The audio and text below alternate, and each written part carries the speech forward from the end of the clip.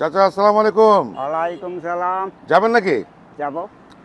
আচ্ছা, এই বয়সে গাড়ি চালাচ্ছেন এত বড়, মানে বুড়া বয়সে, কারণটা কি? আমি বাবা, আমার ছেলে নাই, দুইটা মেয়ে। তারপর লালন পালন করে বিয়ে শাদি দিছি বাজান। এখন আপনার চাষিরে নিয়ে আসি। আপনার চাষি অসুস্থ, ঘরে ভরা। তারে আমি লালন পালন করতে আছি, আমি ওষুধপত্র কিনে খাওয়াইতেছি। সেই এইভাবেই আমি কষ্টতে আছি।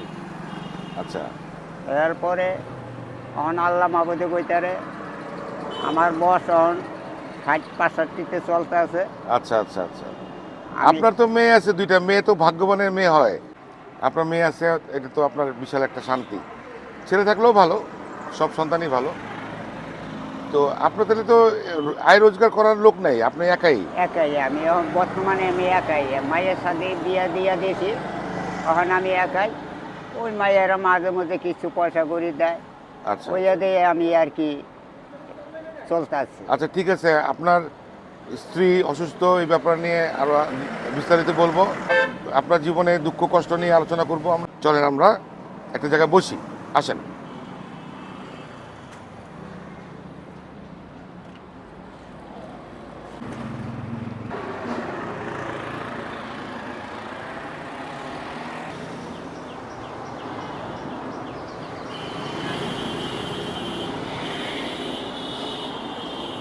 আপনার নাম কি?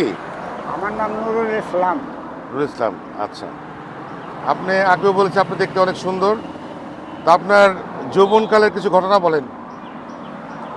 আমি বাবা যে, আপনি কি প্রেম করে বিয়ে করেছেন নাকি এমনি বিয়ে করেছেন? না কাকা, আমি প্রেম করে বিয়ে করিনি, আমার বাপ মাই বিয়ে করেছে।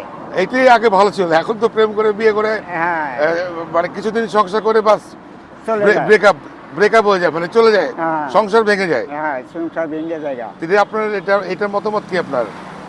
আমার এটা মতামত, আমি যারে নিয়ে সংসার করছি এই পর্যন্ত, আমি তারে নিয়ে সংসার করতে আছি। আমি কোনো লাইনে নাই, ফাইনে নাই, কোনো ইয়ে নাই কাকা। হুম। আমি আছি আমার স্ত্রীর নিয়ে, আমি আল্লাহ বহুত আমার এটা আসলে বাবা মার শিক্ষা। হ্যাঁ। হ্যাঁ, এক যে সংসার একটাই হয়, দ্বিতীয়বার সংসার খুব কম হয়। যে হ্যাঁ, সংসার একটা। আপনি এই বয়সে আপনি আপনার স্ত্রীকে আপনার ধরে রাখছেন, ভালোবাসছেন। এখন আপনার স্ত্রী মনে হয় অসুস্থ না? যে হ্যাঁ, তো ওনার কি কি হয়েছে বলেন তো? হাড় কিডনির সমস্যা, হার্টের সমস্যা, বুঝছেন? এই দুটাই হলো তার বড় সমস্যা। সমস্যা। আমি একটা কালকের ভিডিও দেখলাম, মানে হাজব্যান্ডের দুইটা কিডনি লিভার সিরোসিস হয়েছে।